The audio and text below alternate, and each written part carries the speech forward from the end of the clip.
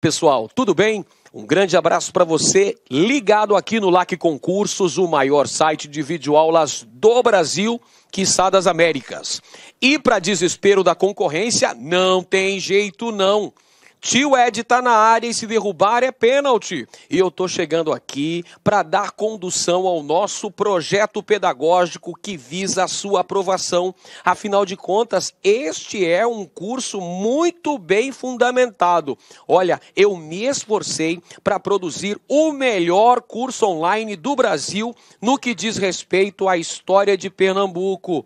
Eu investiguei o raio-x, eu fiz o DNA dessa banca examinadora e formulei as aulas deste curso. Então, se você acompanhar de maneira pormenorizada o desenrolar desse curso, não tenha a menor dúvida, você vai conseguir a sua aprovação. A gente vai trabalhar para o seu gabarito das 10 questões. Vamos nessa, pelo menos 9 a gente tem que gabaritar, pessoal. Mas a gente quer 100% de aproveitamento. Então vamos com foco, força e fé, com muita disciplina, com muita determinação, para que a gente busque a nossa vitória. Afinal de contas, a fé na vitória deve ser inabalável.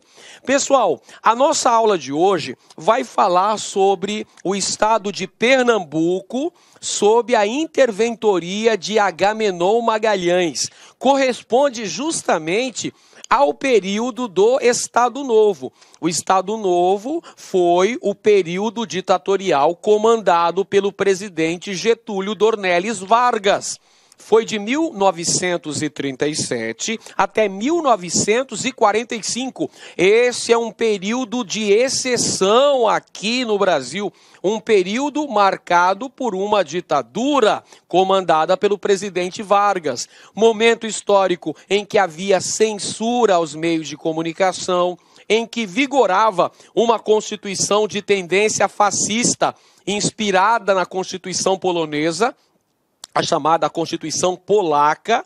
É um período que havia uma polícia política bastante atuante e perseguindo os principais inimigos políticos do governo, leia-se os comunistas. É um período, então, muito importante, que acontece também a consolidação das indústrias de base no Brasil, a criação da CSN e da Vale do Rio Doce, além da participação do Brasil na Segunda Guerra Mundial. Nessa aula em especial, evidentemente, nós vamos focar os principais fatos relativos ao estado de Pernambuco. Ou seja, falaremos da administração de Agamenon Magalhães enquanto interventor federal no estado de Pernambuco. Quais foram as suas principais ações, quais foram as principais características de seu governo. Então vamos lá, pessoal, vamos com foco, vamos determinados a conseguir um grande desempenho. Deus, para testar a nossa fé, criou o concurso público, que é esse que você está estudando, que você está se esforçando, está se esmerando nos estudos, com muita dedicação. O capeta, com inveja, criou a banca examinadora. Mas não tem problema não. Como eu falei no início da aula, eu já destrinchei a banca examinadora, pessoal. Eu fiz um raio-x completo da nossa banca, consegui extrair o DNA da banca, a maneira pela qual ela elabora suas questões, aqueles textos enormes e aquelas alternativas bastante extensas. Mas você vai chegar competitivo, você vai chegar preparado no dia da sua prova.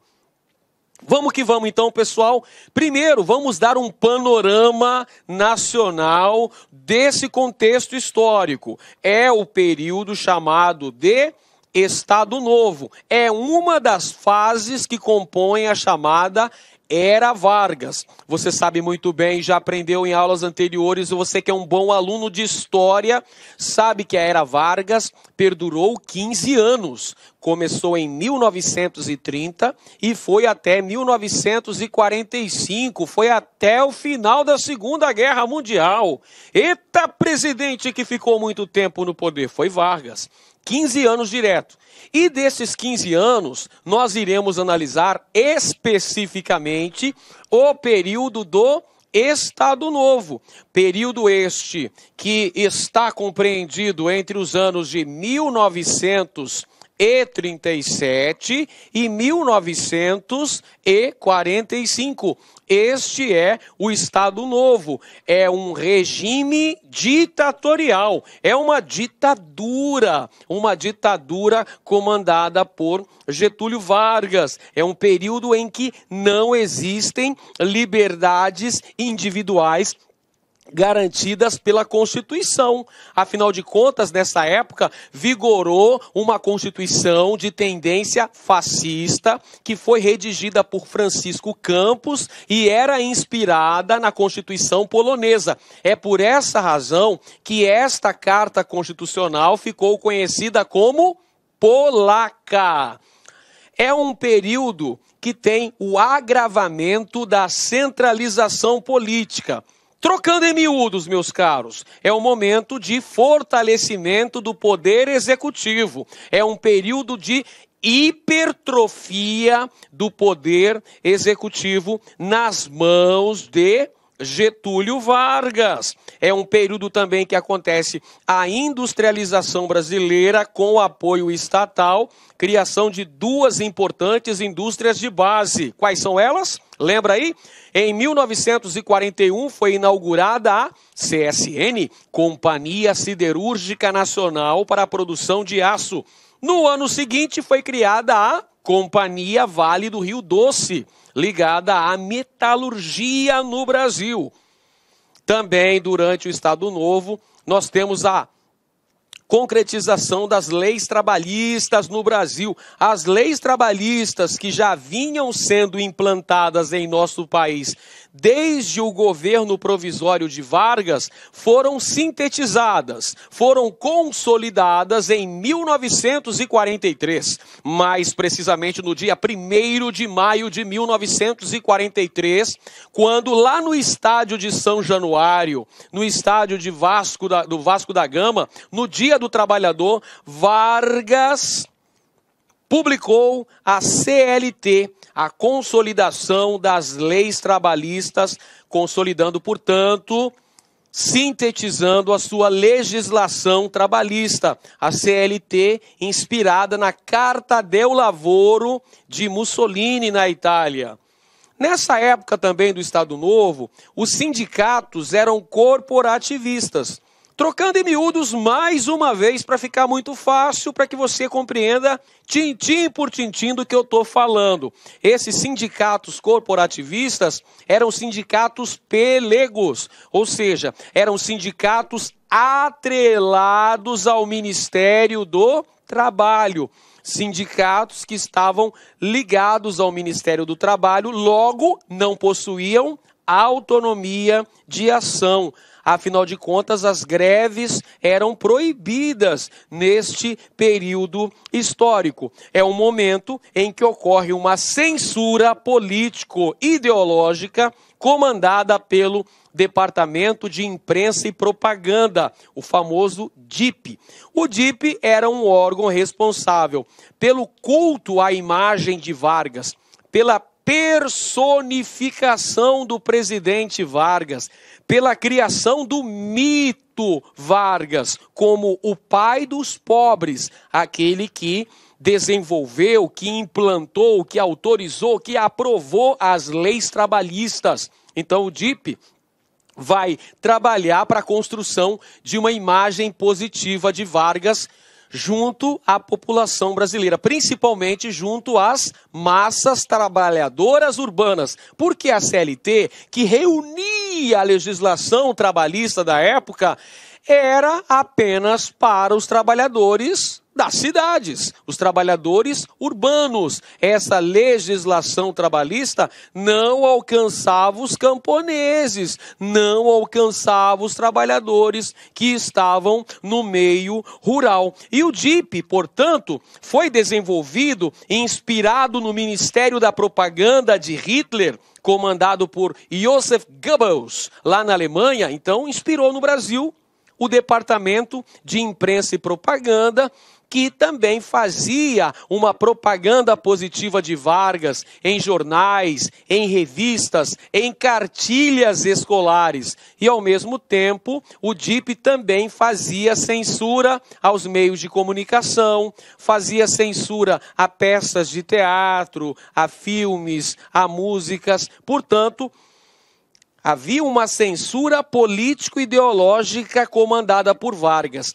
Isso aqui que aconteceu na esfera federal também aconteceu em Pernambuco sob a interventoria de Agamenon Magalhães. E houve também a perseguição política. O alvo principal dessa perseguição política eram os comunistas. Então Vargas era apresentado como o defensor do Brasil, aquele que impediria a ação de quem? Dos comunistas. Aquele que estava ali, Vargas estava ali justamente para impedir que os comunistas atuassem. Esse foi o pretexto usado para fechar o Congresso Nacional, fechar as assembleias legislativas e até as câmaras municipais, para consolidar o poder nas mãos do Executivo Federal. Então, o perigo vermelho. O medo do comunismo vai sustentar, nesse contexto histórico, a implantação de uma ditadura no Brasil, sob a denominação de Estado Novo. E temos também uma política externa pragmática. Essa política externa pragmática significa que o Brasil, ao longo desse contexto histórico, que marca ali, que antecede a eclosão da Segunda Guerra Mundial e que está também no contexto da Segunda Guerra Mundial.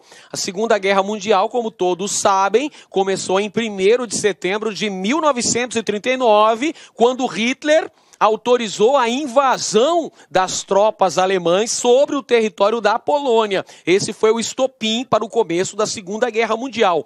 O Brasil, no início da Segunda Guerra, permaneceu com o seu comportamento pragmático, equidistante, porque o Brasil tinha relações comerciais tanto com o bloco do eixo, quanto com o bloco dos aliados. O Brasil ficou muretando. Ou seja, o Brasil ficou em cima do muro durante um bom tempo, até 1942, quando, finalmente, o Brasil definiu um lado. O Brasil declarou guerra contra os países do eixo e firmou aliança junto ao bloco dos aliados. Como é que estava Pernambuco durante os anos da ditadura Vargas, o Estado Novo? Pernambuco tinha à frente o interventor federal Agamenon Magalhães. Então Agamenon Magalhães representava toda aquela ideologia estadonovista que vigorava a nível federal, vai ter um reflexo direto em Pernambuco. Aliás, Agamenon Magalhães era considerado um exemplo, um dos principais interventores federais que levou à risca a cartilha determinada por Getúlio Vargas durante o Estado Novo. Então, Agamenon Magalhães era o interventor federal em Pernambuco durante o Estado Novo. Estado Novo, lembrando o período de 1937 até 1945. Ao longo desse período aí, nós temos uma característica importante, que foi a presença estadunidense em Recife no contexto da Segunda Guerra Mundial. Depois que o Brasil adotou um lado a seguir, que é a partir de 1942, nós tivemos a presença dos Estados Unidos em alguns pontos da costa nordestina. Por exemplo, foi implantada uma base naval estadunidense lá em Natal. E os estadunidenses ou norte-americanos estiveram também por um certo tempo em Recife. Nesse período, nós tivemos sob o comando da interventoria de Agamenon Magalhães, uma série de transformações nos campos político e cultural. Algumas transformações que a gente vai ver que aconteceu durante o governo deste camaradinha aqui, Agamenon Magalhães, interventor federal em Pernambuco. Vamos ver como é que se deu a construção da chamada verdade autoritária em Pernambuco durante a interventoria de Agamenon Magalhães. Perceba aí, meu caro e minha cara, você que está estudando focado para esse concurso, é o seguinte: Agamenon Magalhães seguiu à risca os preceitos, a doutrina do Estado Novo. Ele estava em completa sintonia com o ideário estadonovista, o ideário comandado pela ditadura Vargas, do Estado Novo. Por isso que eu chamo de ideologia estadonovista, que era um governo forte, centralizado, ditatorial, que era um governo censor, era um governo disciplinador, centralizador.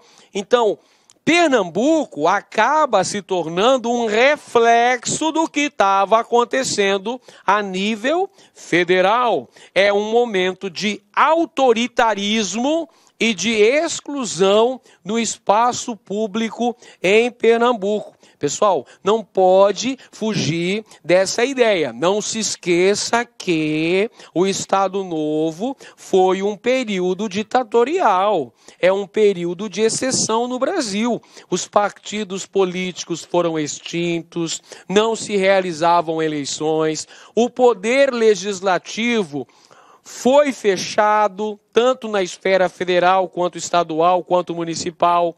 O poder judiciário era bastante fraco, havia uma predominância de poder nas mãos do executivo, havia censura aos meios de comunicação, perseguição política e até pena de morte para casos políticos. Então presta bem atenção, Pernambuco também se tornou um reflexo dessa política que acontecia a nível federal. Então nós temos também em Pernambuco autoritarismo. Então também nós vamos ter a exclusão no espaço público. Nós vamos ter alguns setores da sociedade que vão ser escolhidos como indesejados, que vão ser escolhidos como marginalizados, a exemplo do que ocorreu com os mocambos, com a expulsão da população dos mocambos para a construção de casas populares. Ali nós vemos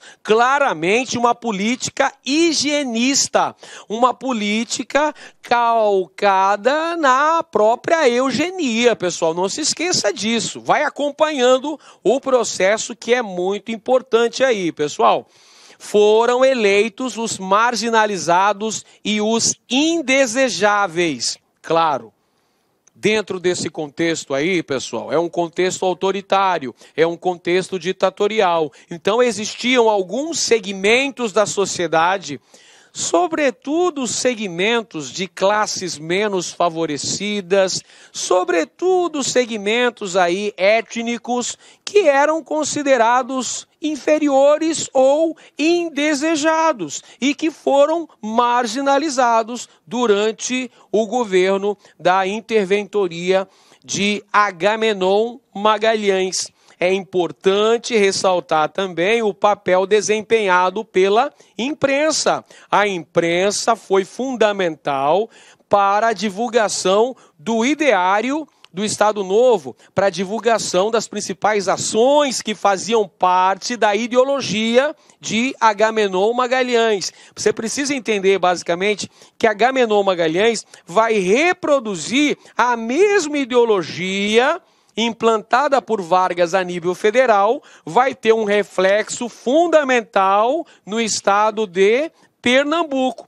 E a imprensa, por isso que eu coloquei um rádio aqui, pessoal, um rádio antigo. a imprensa foi utilizada como meio de comunicação, no caso o rádio e também o jornal. Daqui a pouco a gente fala do jornal, por enquanto a gente fala do rádio. O rádio foi utilizado como um mecanismo de doutrinação política. O rádio foi usado como um instrumento para a divulgação dos valores do Estado Novo, da ideologia que deveria ser seguida à risca, de uma modernização conservadora, uma modernização de cima para baixo, elegendo aí os excluídos, aqueles que deveriam ser marginalizados nesse processo. Inclusive, a educação também foi utilizada como veículo de propagação da ideologia estadonovista.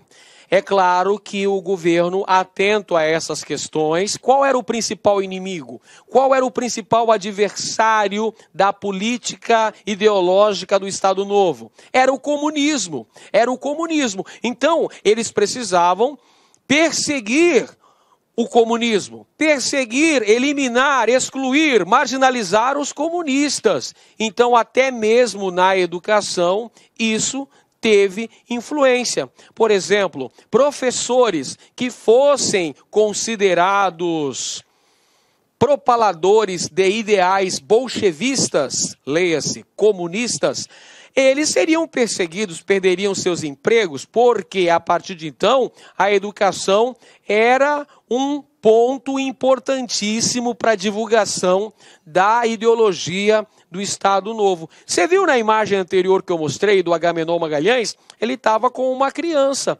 simbolizando a preocupação do governo com a educação das gerações futuras, a educação das crianças. Então, há essa questão de utilizar a educação como veículo ideológico. Vale dizer para os senhores que em circunstâncias especiais havia desfiles, e nesses desfiles participavam as Forças Armadas, participavam sindicatos classistas e participavam também vários estudantes que iriam lá vangloriar o Estado Novo, que estavam ali para aplaudir o sucesso da ditadura Vargas, e em caso do Pernambuco em especial, em caso do estado de Pernambuco em especial, ao governo do interventor Agamenon Magalhães. Tínhamos datas importantes, o 7 de setembro, o dia da independência do Brasil, o 10 de novembro, o dia do golpe do Estado Novo que implantou a ditadura Vargas, e o 1º de maio, dia do trabalhador. Nessas datas em especial haviam cerimônias, grandes comemorações, grandes cerimônias públicas para fazer toda uma propaganda ideológica do governo. Outro ponto de apoio no governo de Agamenon Magalhães, sem dúvida alguma, era a Igreja Católica. A Igreja Católica foi o verdadeiro sustentáculo e corolário da nova ordem. Pessoal, lembra dos inimigos potenciais do Estado Novo, dos opositores prioritários comunistas. Os comunistas ateus, então precisava-se combater o comunismo, precisava-se combater também o ateísmo. Portanto, haverá uma aliança muito forte do governo com a Igreja Católica. A Igreja Católica também vai dar um suporte ideológico para a manutenção desta ditadura. Então a Igreja Católica também vai fazer o seu discurso, vai fazer o seu sermão, dizendo: amigos, irmãos, Vargas e Agamenon Magalhães devem ser vangloriados porque eles impediram que os comunistas ateus tomassem conta do Brasil. Olá, meus amigos, minhas amigas, sou o professor Lac. Inicialmente eu peço desculpa para vocês porque interrompi os seus estudos, mas estou aqui para dar um recado muito rápido, muito breve, falar um pouquinho sobre esse projeto da LAC Concurso de socialização do conhecimento. Nós disponibilizamos essa playlist integralmente organizada aqui no YouTube, de História de Pernambuco. E nós estamos oferecendo para o aluno o seguinte: professor, eu quero um material de apoio da aula. Tem um link aqui embaixo, você clica nesse link, esse link você vai ser direcionado lá para o nosso site, lá Concurso, lá tem uma isolada de história, né? De História de Pernambuco, do professor Edenilson, né? Do nosso querido professor Edenilson, e nós estamos fazendo uma cobrança simbólica por esse material. Apenas R$ 9,90. Professor, mas para que tudo isso? Até para conseguir manter toda essa estrutura de conhecimento aqui da LAC Concurso. Tá bom, pessoal? Vamos lá, contribua, ajude aí a gente construir aí um site aí de concursos, um canal no YouTube, né, de concurso público aí, de material de qualidade, de forma gratuita. Beleza? Forte abraço, fique com Deus, tchau, tchau. Vai ser feito esse discurso para sustentar de maneira ideológica a ditadura do Estado Novo. Olha aqui uma imagem para ilustrar muito bem o que eu estou falando agora, pessoal. Nesta imagem nós vemos 3 personalidades políticas muito importantes de Pernambuco, nesse contexto histórico entre 1937 e 1945.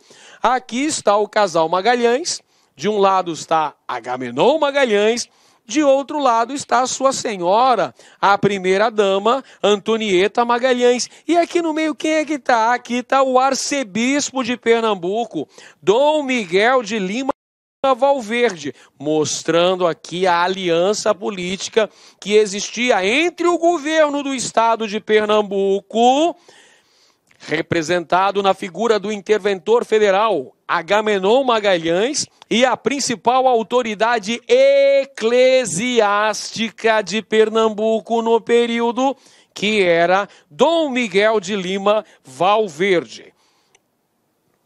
Pois bem, pessoal, Agamenon Magalhães adotou uma política calcada no populismo social e na centralização política. Aí você pode dizer, professor, mas essas também são características de Vargas. Sim, Agamenon Magalhães era um parceiro político, um correligionário da política defendida por Getúlio Vargas. Então ele também vai ser um representante do populismo. Você sabe que o populismo é aquela política baseada no apoio das massas trabalhadoras urbanas. Então o Agamenon Magalhães vai representar em Pernambuco essa mesma política que Vargas tão bem fez a nível federal. E também a centralização política. Afinal de contas, não podemos fugir da ideia de que estávamos neste período durante uma ditadura. A interventoria de Agamenon Magalhães nada mais era do que uma ditadura caracterizada por uma centralização política. E há também uma grande busca por uma unidade social e política. Leia-se, há nesse contexto histórico uma grande preocupação pela manutenção da ordem pública e social, a manutenção de uma suposta coesão social, passando uma falsa ideia de que está tudo bem no Brasil. O Brasil está protegido. O Brasil está no rumo certo, porque nós temos unidade social, nós temos unidade política. E é nisso que nós vamos ter a propagação, o culto à personalidade do interventor. Bom, você viu aí que o DIP, o Departamento de Imprensa e Propaganda, foi criada para fazer o culto da personalidade de Getúlio Vargas, através do rádio, através de jornais, de revistas. O mesmo pode ser compreendido em relação a Pernambuco. Nós vamos ter o culto à personalidade de Agamenon Magalhães, tornando-se aí uma personalidade pública de grande importância no Estado, com a divulgação de programas de rádio e principalmente com a utilização de jornais. Agamenon Magalhães, pessoal, também adotou uma política de ruralização. Essa política de ruralização visava, entre outras coisas, o combate à seca em Pernambuco, combate ao flagelo da seca em Pernambuco, com a construção de açudes, com melhorias para o meio rural pernambucano. Sempre naquela tendência da defesa de um ideário extremamente tradicionalista, autoritário e católico. A gente acabou de mostrar a aliança que foi empreendida entre o governo do Estado e a Igreja Católica. Então, é essa a doutrina seguida ao longo do governo de Agamenon Magalhães. Também tinha o DIP, tinha uma sucursal do DIP lá em Pernambuco, justamente com a função de estabelecer censura aos meios de comunicação e, ao mesmo tempo, fazer a propaganda política do interventor Agamenon. Era o jornal Diário da Manhã, aí, responsável por ser o porta-voz oficial para fazer a propaganda política do Agamenon Magalhães. Seu governo foi marcado por grandes transformações no espaço urbano, principalmente da capital pernambucana, a cidade de Recife. Tivemos grandes edificações construídas durante o governo de Agamenon Magalhães e uma propaganda intensa contra os mocambos. Propaganda intensa contra os mocambos. O que eram os mocambos? Eram habitações populares, eram espécies de favelas, eram habitações bem rudimentares, eram habitações sem a menor infraestrutura, existentes em bairros periféricos de Pernambuco. Quem é que morava nos mocambos? Ora, quem morava nos mocambos eram trabalhadores pobres, eram as camadas menos favorecidas, justamente as camadas marginalizadas na sociedade pernambucana. Então, há uma intensa campanha visando a destruição dos mocambos para a construção de casas populares, pessoal. Aí você pode pensar, mas isso é maravilhoso, professor, porque afinal de contas, o governador estava preocupado em dar melhores condições de vida para essa população marginalizada. Não é bem por aí. Você tem que fazer uma análise mais reflexiva, uma análise mais intensa desse contexto. A destruição dos mocambos simboliza também a exclusão, a marginalização daqueles considerados indesejáveis. Ou seja, os mocambos eram vistos como centros dos males sociais. Perceba, quem é que habitava os mocambos? Eram pessoas pobres, notadamente pessoas negras, e praticavam religiões de matriz africana, e praticavam a capoeira, e eram ambientes inóspitos, que favorecia a proliferação de doenças. Então, dentro dessa política higienista, muito em voga naquele contexto histórico, era preciso destruir aqueles mocambos, expulsar daquela área os trabalhadores pobres. Por quê? Os mocambos também eram vistos como setores de males sociais. Ou seja, o que seriam esses males sociais? vadiagem, prostituição, malandragem, banditismo, doenças. Isso é o que defendia o ideário marginalizante defendido pelo governo, pessoal. Então não podemos encarar, olha que beleza, ele foi lá para destruir aquelas habitações, aqueles casebres imundos, aquelas casas de pau a pique, para construir habitações populares de baixo custo para essa população de baixa renda. Oh, que maravilhoso! Não. Você tem que analisar os dois lados. Há uma postura excludente também. Há uma postura de combate a essas práticas. Não se esqueça que foram eleitos aqueles que deveriam ser os marginalizados dentro desta sociedade. E há uma verdadeira estigmatização do mocambo. O que quer dizer isso, pessoal? Eu acabei de dizer para vocês que os mocambos eram vistos como locais que apresentavam os chamados males sociais. O que seriam esses males sociais? Vadiagem, prostituição, homossexualidade, doenças, malandragem. Então, precisava-se combater o mocambo. Isso dentro da ideologia defendida pelo Agamenon Magalhães. Não é a opinião aqui do professor, eu estou dizendo o que foi que aconteceu, o que foi que vigorou neste contexto histórico. Olha aí o jornal, pessoal, o jornal Folha da Manhã. Eu tinha dito Diário da Manhã, mas não é. Folha da Manhã é o nome do jornal que fez essa propaganda. O jornal que era o porta-voz oficial do governo de Agamenon Magalhães, um jornal que era lido diariamente por mais de 15 mil pessoas. Ou seja, o ideário do governo da interventoria de Agamenon Magalhães atingia uma boa parte da população. Seja através do jornal Folha da Manhã, seja através dos programas de rádio. É assim que o Agamenon Magalhães divulgava sua ideologia junto à população de Pernambuco.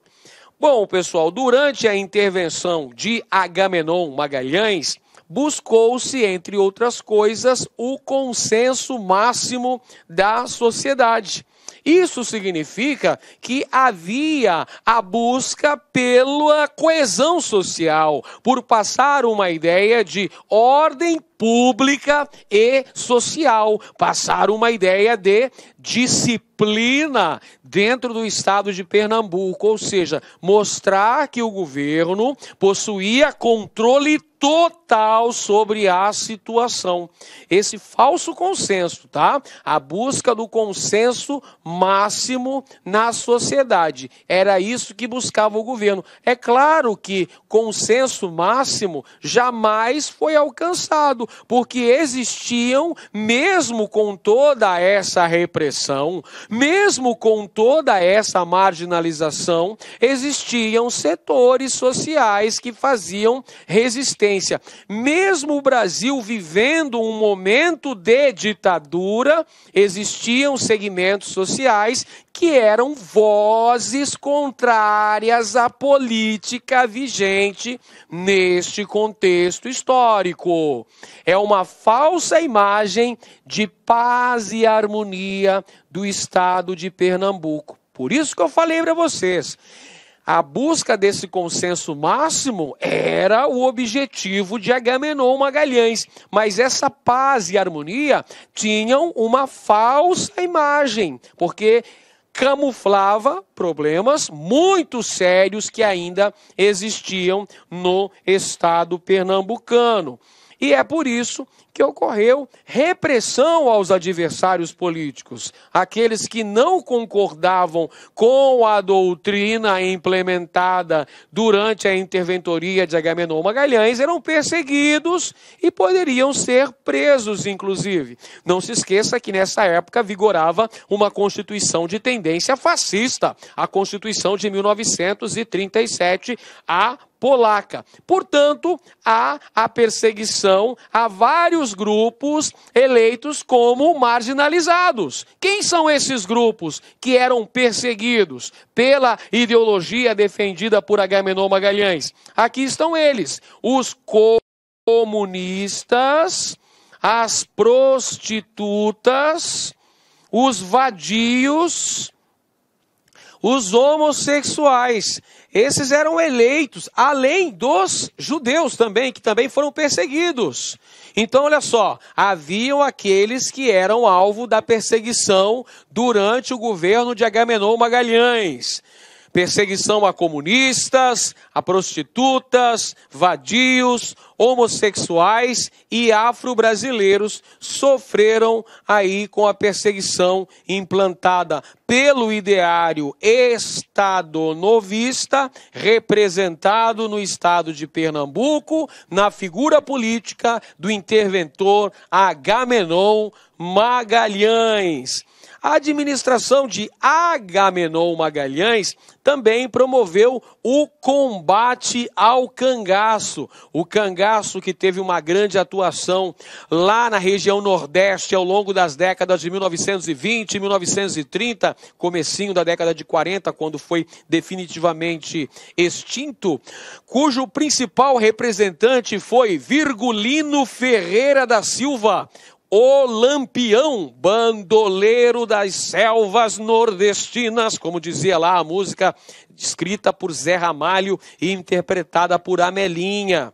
Mulher nova, bonita e carinhosa, faz o homem gemer sem sentido, bom demais. Então, durante a administração de Agamenon Magalhães, nós temos o combate ao cangaço, além de formação de centros operários e escolas. Por que a formação de centros operários e escolas, pessoal? Porque na época a ideologia do Estado Novo visava o controle dos sindicatos de trabalhadores. Os sindicatos eram cooptados pelo Ministério do Trabalho. Por isso que esses sindicatos eram chamados de pelegos. Eram sindicatos que seguiam as diretrizes do Ministério do Trabalho. Então foram criados centros operários e as escolas. As escolas justamente criadas para fazer a doutrinação. A educação era um importante meio de doutrinação, de mostrar ali a ideologia do Estado Novo, carregar lá a bandeirinha nacional. A propósito, durante o Estado Novo, pessoal, todas as bandeiras estaduais foram queimadas. A única bandeira que poderia ser tremulada era a bandeira brasileira, a nossa bandeira nacional. Como já falei, Agamenon Magalhães promoveu obras de combate à seca, construção de açudes e o programa de erradicação dos mocambos, a famosa Liga contra os Mocambos. Olha aqui a imagem para você perceber que os mocambos eram habitações bem rudimentares, casas de pau a pique, que facilitava a proliferação de doenças, eram tidos como espaços de males sociais, mas a forma como se deu a destruição dos mocambos, a expulsão da população que ali habitava para que fossem construídas casas populares para essa população de baixa renda, foi uma forma muito autoritária e simbolizava uma postura muito excludente por parte do governo, que teve um reflexo da ideologia do Estado Novo. Aqui na imagem eu trago para você os dois personagens que nós nos referimos ao longo de toda a aula de hoje, que é o presidente da República, Getúlio Vargas, e o interventor federal em Pernambuco, Agamenon Magalhães. Dois grandes amigos, somos dois grandes amigos, essa é a nossa verdade. Então, pessoal, Agamenon Magalhães era o representante de Getúlio Vargas em Pernambuco. Aliás, era tido como um dos principais representantes de Vargas no Brasil inteiro. talvez foi o interventor que mais seguiu à risca as determinações estadonovistas, que previam, entre outras coisas, o nacionalismo, porque durante essa fase do Estado Novo, o nacionalismo foi uma característica muito marcante. Eu já falei agora há pouco da bandeirinha do Brasil, não é? Era a grande preocupação política do Estado Novo promover essa coesão nacional. Por isso que o rádio foi um meio de comunicação tão importante. É durante o Estado Novo que criaram aquele programa de rádio chamado Hora do Brasil, que hoje a gente conhece como A Voz do Brasil, um programa que era o porta-voz oficial da doutrina disseminada pelo governo Vargas. Então, através do rádio, eram divulgados os ideais estadonovistas. Além disso, nós temos também, pessoal, uma aversão ao estrangeirismo no Brasil. Xenofobismo. Xenofobia é aversão aos estrangeiros. Esse xenofobismo pode ser verificado, por exemplo, pessoal, por ocasião da eclosão da Segunda Guerra Mundial. Quando o Brasil decretou guerra contra os países do eixo, houve perseguições contra instituições ligadas a italianos, alemães e japoneses, que eram nossos adversários na Segunda Guerra Mundial.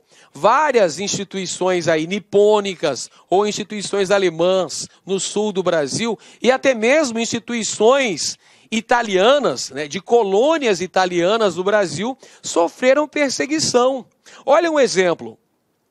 Em Minas Gerais e também em São Paulo, nós tínhamos 2 clubes brasileiros que tinham o nome de Palestra Itália.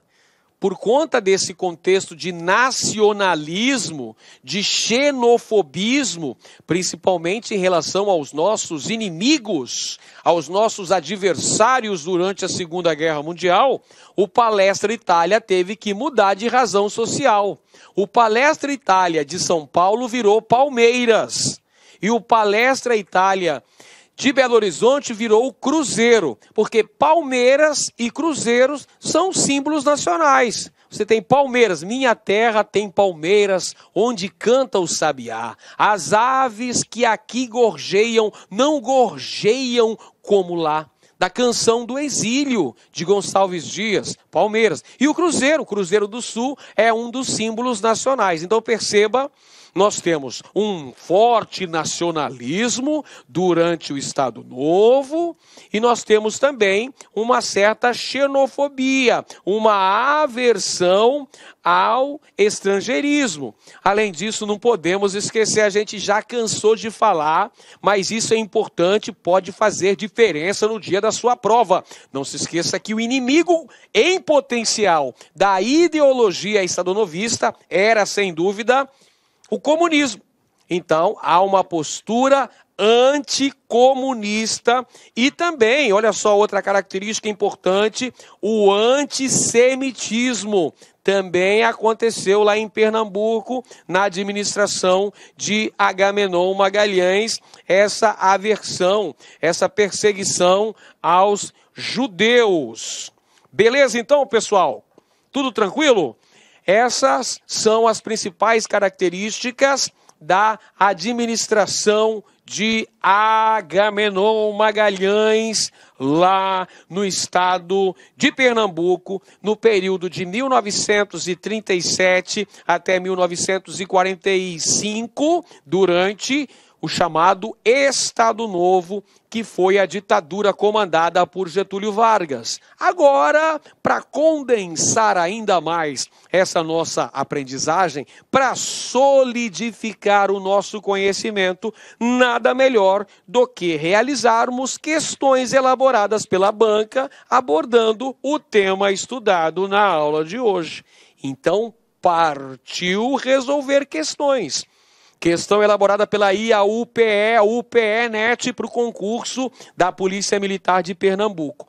Segundo a historiadora Graça Ataíde, no seu livro A Construção da Verdade Autoritária, a vigilância e o controle sobre a imprensa em Pernambuco garantiam ao Estado a propaganda e o doutrinamento político, utilizando-se da persuasão e do doutrinamento diário, a Folha da Manhã, veiculada por meio de suas mensagens, valores que compunham a ideologia estadonovista. Foi o que a gente tratou ao longo da aula de hoje.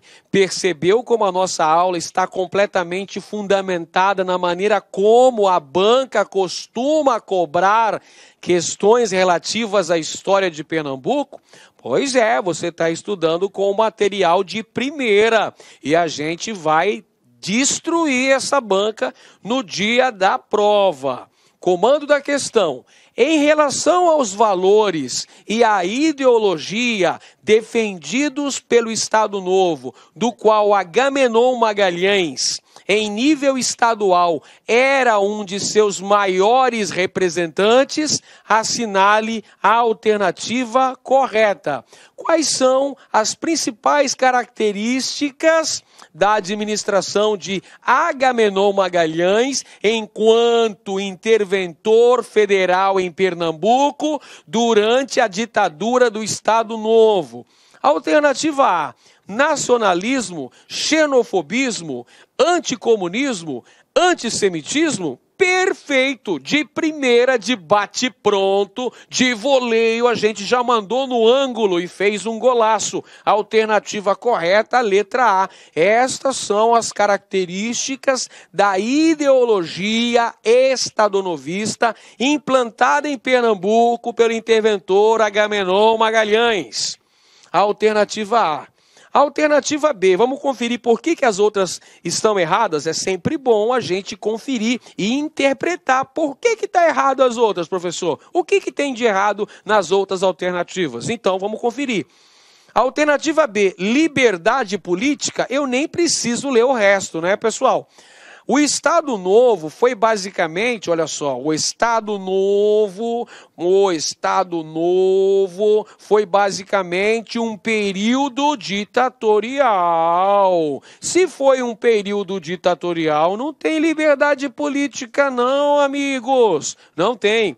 Igualdade? Não. Você não viu que houve ali a eleição dos chamados excluídos, daqueles marginalizados desse progresso? Não tem igualdade.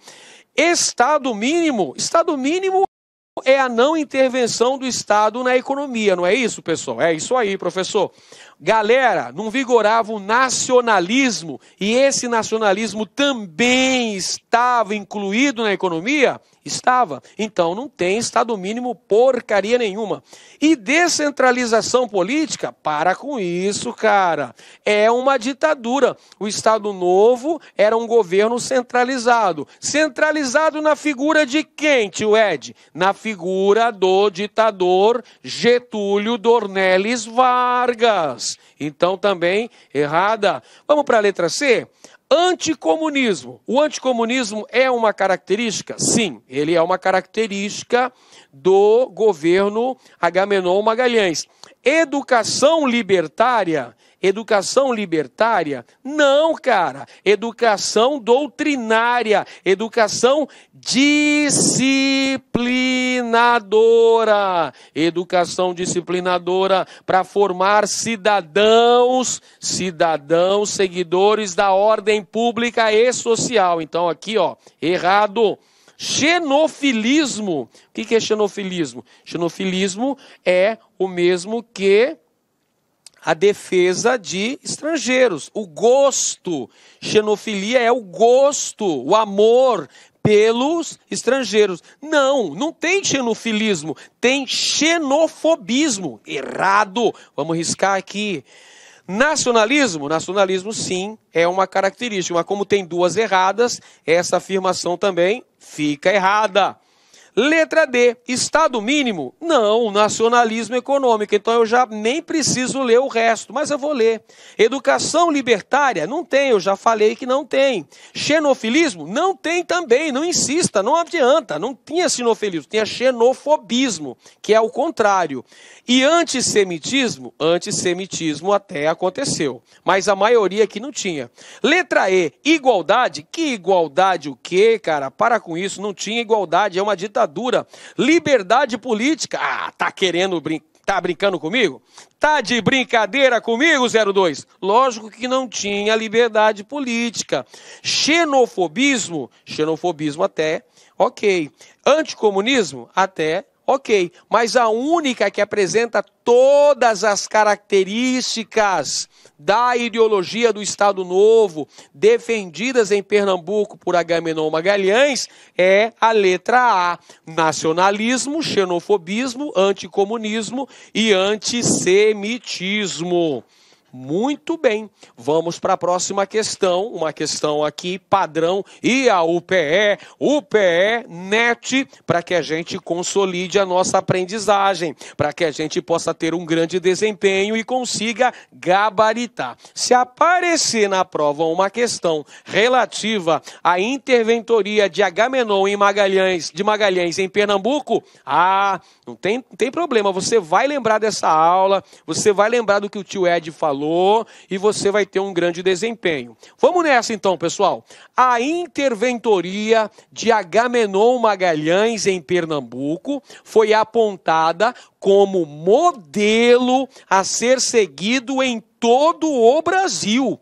A transformação do espaço público, seguindo parâmetros autoritários e excludentes, apontando para uma eleição dos marginalizados e indesejáveis, construindo a imagem do outro indesejável, tanto por sua raça como pela ideologia, a reificação da imprensa como veículo de doutrinamento político, o uso da educação como pela ideologia, a reificação da imprensa como veículo de doutrinamento político, o uso da educação como veículo ideológico e, por fim, o pacto com a igreja como sustentáculo e corolário da nova ordem vigente. Citado por Maria das Graças Almeida, A Construção da Verdade Autoritária, Palavras, Imagens e Propaganda da Era Vargas em Pernambuco, 1930 a 1945. Muito bem, pessoal. A partir do texto acima, assinale a alternativa incorreta. Você está ligado aí que a banca costuma colocar no enunciado textos bastante longos, que você precisa ler com muita atenção para não cometer nenhum deslize, para que você consiga interpretar o que está sendo pedido naquela questão. Nesta questão em especial, a partir das características do governo de Agamenon Magalhães em Pernambuco, pede-se a alternativa incorreta, a alternativa falsa.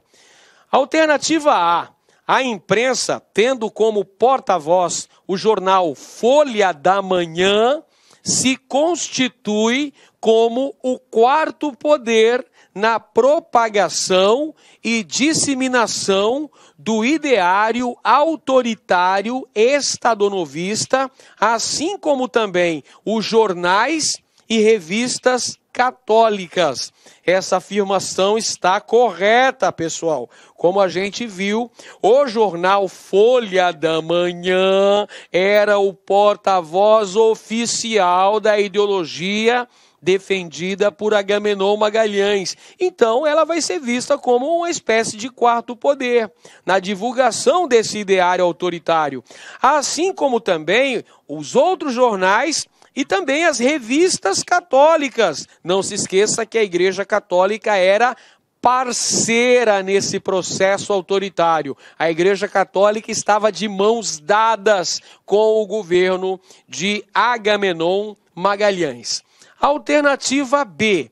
O discurso ideológico estadonovista, comandado em Pernambuco pela interventoria de Agamenon Magalhães, construiu uma verdade autoritária, onde as palavras, imagens e propaganda permitiram que um antissemitismo virulento apontasse o judeu como o outro maléfico, diabolizado, alimentando e permeando o imaginário social em Pernambuco.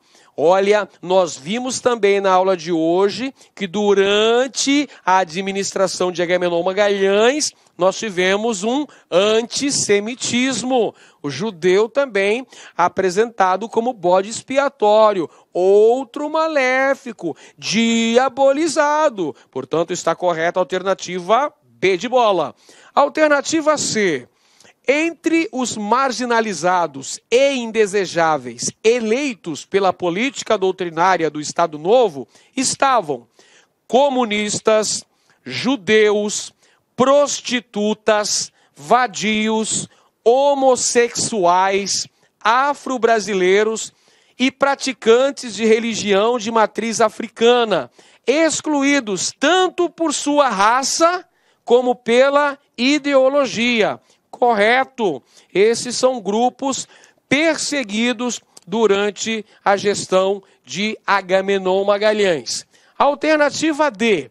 O discurso vigente no período entre 1937 e 1945 apresentava o Estado simbolicamente como um corpo doente, infectado pelo comunismo e pelo liberalismo, maus que deveriam ser extirpados da sociedade brasileira definitivamente. É isso, pessoal, está correto também.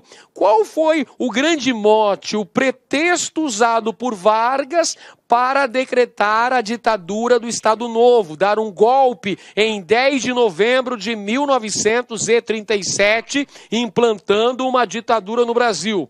Foi o perigo vermelho, o medo do comunismo, o suposto plano Cohen, uma falsa ideia, um falso documento criado pelo capitão integralista Olímpio Mourão Filho, apontando que havia um plano do Cominterme, ou seja, da Internacional Comunista, para dominar o Brasil. Então o Brasil precisava de alguém forte o suficiente para combater os vermelhinhos, alguém para defender o Brasil do perigo comunista. E quem defenderia o Brasil? Quem poderia nos defender nesse momento? Quem? Getúlio Vargas. É justamente esse o pretexto para a implantação do Estado Novo no Brasil, para combater o perigo do comunismo e o perigo do liberalismo. Não se esqueça que o governo brasileiro é nacionalista do ponto de vista econômico. Lembra que eu falei que foram criadas duas companhias, Companhia Siderúrgica Nacional e a Companhia Vale do Rio Doce nessa época? Pois é, então o combate ao comunismo e combate também ao liberalismo, a defesa da intervenção do Estado fortemente na economia nacional. Então, por exclusão, pessoal, já chegamos à nossa alternativa correta, que é a letra E de Edenilson, este locutor que vos fala.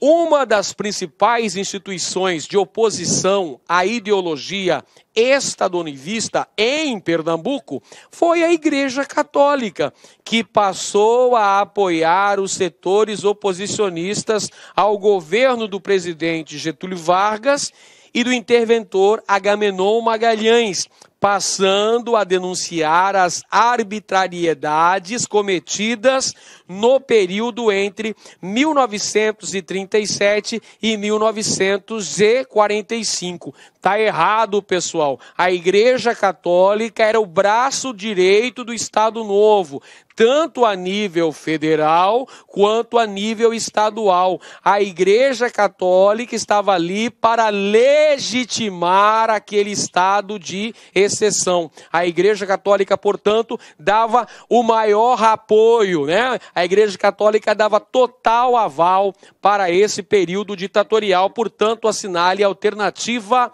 E. Lute com determinação.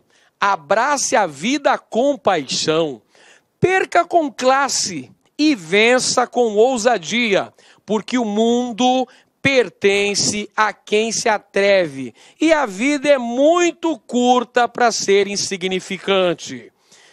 Um grande abraço a todos e até a próxima aula. Olá, meus amigos, minhas amigas, sou o professor Lack. Inicialmente eu peço desculpa para vocês porque interrompi os seus estudos, mas estou aqui para dar um recado muito rápido, muito breve, falar um pouquinho sobre esse projeto da La Concurso de socialização do conhecimento. Nós disponibilizamos essa playlist integralmente organizada aqui no YouTube, de História de Pernambuco. E nós então, oferecendo para o aluno o seguinte: professor, eu quero um material de apoio da aula. Tem um link aqui embaixo, você clica nesse link, esse link você vai ser direcionado lá para o nosso site, lá Concurso, lá tem uma isolada de história, né? De história de Pernambuco, do professor Edenilson, né? Do nosso querido professor Edenilson, e nós estamos fazendo uma cobrança simbólica por esse material. Apenas R$ 9,90. Professor, mas para que tudo isso? Até para conseguir manter toda essa estrutura de conhecimento aqui da La Concurso. Tá bom, pessoal? Vamos lá, contribua, ajude aí a gente construir aí um site aí de concursos, um canal no YouTube, né, de concurso público aí, de material de qualidade, de forma gratuita. Beleza? Forte abraço, fique com Deus, tchau, tchau. Clique like.